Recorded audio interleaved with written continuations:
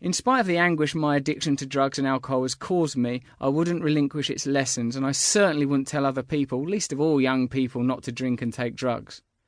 The war against drugs, which is a war against drug addicts, about which Bill Hicks beautifully observed, if there's a war against drugs and we're losing, that means that the drug addicts are winning, is a good example of the system's disingenuity on an individual, legal and global level. Drug addiction is an illness. Criminalising people that are ill is cruel, yes, but also insidious. It's also bloody futile. No self-respecting drug addict is remotely dissuaded from pursuing their habit by the legal status of the drug that they are taking. All criminalisation achieves is unsafe, unregulated drug use, the demonisation of users, and the creation of an international criminal economy. You know this, I know this, and more worryingly, the people that maintain this system know it. So why is it being maintained? Who benefits? Well, on this I'm qualified to postulate. I may not have successfully overthrown a government or devised more productive, fairer and more enjoyable social systems before, so there will be some conjecture in this book. What I have done, though, with considerable assistance, is navigated myself from one set of feelings where drinking and taking drugs were my only solution to a state where, one day at a time, I never drink or take drugs. What happened? As a lost little boy in Essex, awaiting Lakeside, adoring the ambivalent, beaming patriarch Ronald MacDonald, I felt a discontentment. I loved me mother, was uncomfortable around me stepfather, and adored me absent dad. I felt disconnected though and frustrated. My mum was ill a lot, I was uneasy at home, unsettled and insecure. This feeling of irritability and alienation meant I was malleable. Have you ever tried to argue with someone who doesn't want anything from you? It's hard. Have you ever noticed in a row with someone who no longer loves you that you have no recourse, no tools with which to bargain? If you stroll up to a stranger and tell them that unless they comply with your demands they'll never see you again, it's unlikely that they'll fling themselves at your feet and beg you not to go. They'll just wander off. When people are content, they are difficult to manoeuvre.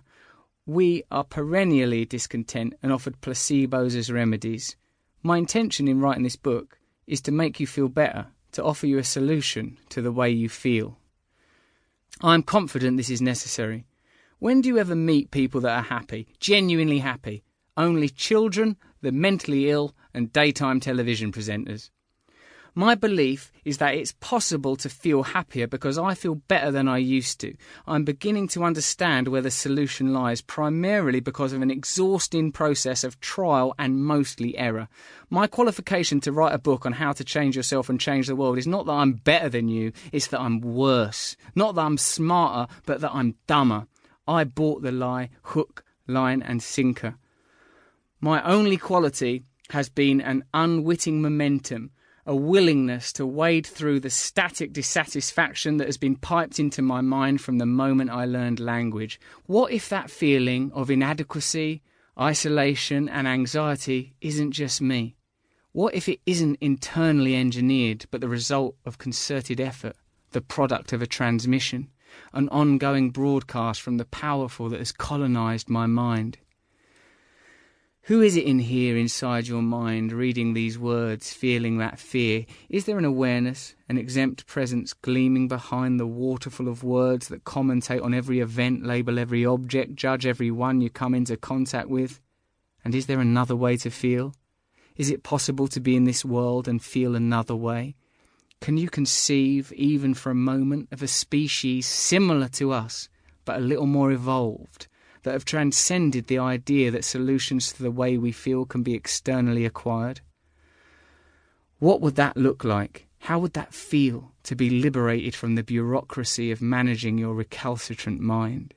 Is it possible that there is a conspiracy to make us feel this way? If we were cops right now, we'd look for a motive. If our peace of mind, our God-given right to live in harmony with our environment and one another has been murdered, who are the prime suspects? Well, who has a motive?